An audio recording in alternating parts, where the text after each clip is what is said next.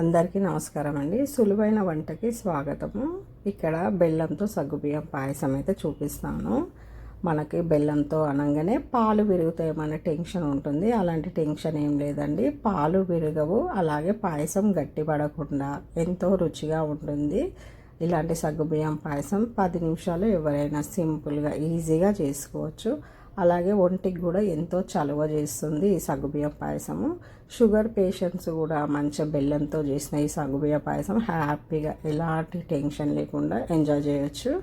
ఇలాంటి పాయసాన్ని మరి ఎలా చేసుకోవాలనో ఈజీగా సింపుల్గా ఇంట్లో చూపిస్తాను. దానికోసం అయితే ముందుగా నేను ఇక్కడ ఒక బౌల్ తీసుకొని అందులో ఒక గ్లాసు సగ్గుబియ్యాన్ని అయితే తీసుకున్నానండి.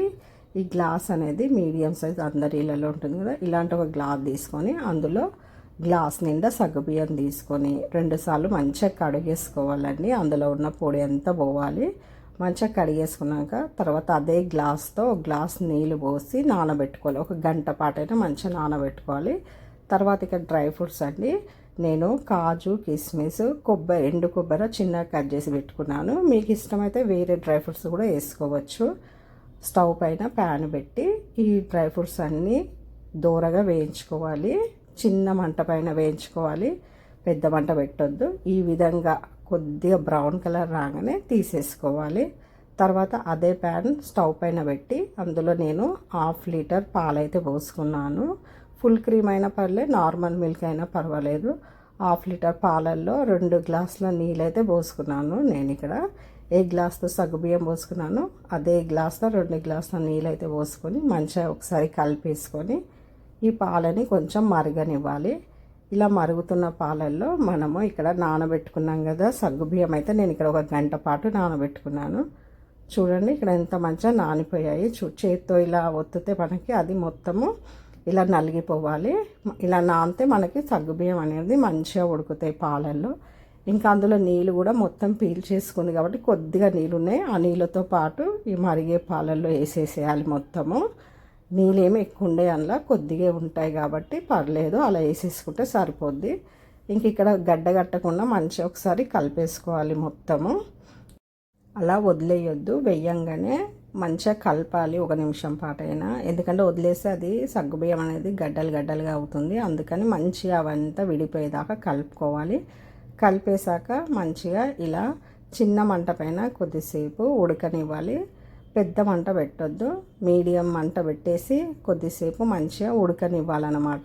పెద్ద మంట పెడితే పొంగిపోతుంది, అందుకని కొంచెం చూసుకొని పెట్టుకోవాలి. స్టవ్ పట్టు అయితే ఇలా పెట్టుకొని మంచిగా మధ్య మధ్యలో కలుపుతూ ఉడికించుకోవాలి. అలా వదిలేస్తే అడుగంటుతుంది, టేస్ట్ అనేది అడుగంటితే మొత్తం పోతుంది. అందుకే మధ్య మధ్యలో కలుపుతూ మంచిగా ఉడికించుకోవాలి. ఇలా 5 నిమిషాల పాటు ఉడికించుకోవాలి. అది ఉడికే లోపు అయితే ఇక్కడ మనము బెల్లం కరిగించుకుందాము. స్టవ్ పైన గిన్నె పెట్టి ఏ గ్లాస్తో అయితే సగ్గుబియ్యం తీసుకున్నానో ఆ గ్లాస్ నిండా బెల్లం తురుము అయితే వేసుకున్నాను. అందులో కొద్దిగా చిన్న గ్లాసులో సగం గ్లాస్ నీళ్ళు పోసుకొని ఇలా కరిగించుకొని అందులోనే ఒక 2 ఇలాచీలు కచ్చపక్కగా దంచి వేసేసాను. వేసినాక కొద్దిసేపు మరిగించి ఇంకా ఇది కూడా తీసేసుకోవాలి. ఇది పాకం రావాల్సిన అవసరం లేదు, కొద్దిగా బెల్లం అంతా కరిగితే సరిపోతుంది. ఇంకా స్టవ్ ఆఫ్ చేసుకొని ఆ బెల్లాన్ని పక్కకు పెట్టేసుకోవాలి. ఇక్కడ చూడండి సగ్గుబియ్యం అయితే మంచిగా ఉడికిపోయాయి. 5-10 నిమిషాలు అలా వదిలేయాలండి సగ్గుబియ్యాన్ని. మీడియం మంట పైన ఇలా మంచిగా పాలల్లో ఉడికిపోతాయి సగ్గుబియ్యం. చూడండి ఇక్కడ అంతా గ్లాసీగా అయిపోయాయి సగ్గుబియ్యము.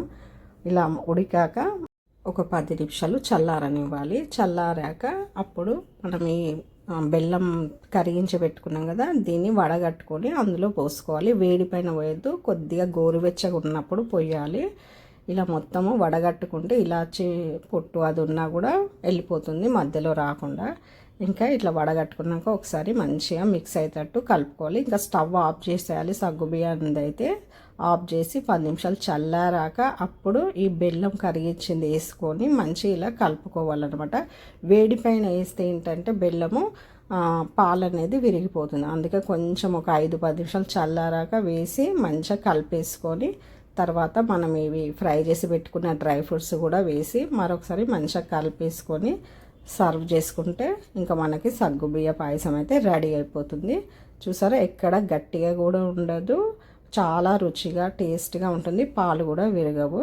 షుగర్ పేషెంట్స్ కూడా బెల్లంతో చేసాం కాబట్టి హ్యాపీగా తినొచ్చు. ఇది ఫ్రిడ్జ్లో పెట్టుకొని తిన్నా చల్లగా బాగుంటుంది. గోరువెచ్చగా ఉన్నప్పుడు తిన్నా కూడా టేస్ట్ చాలా బాగుంటుంది.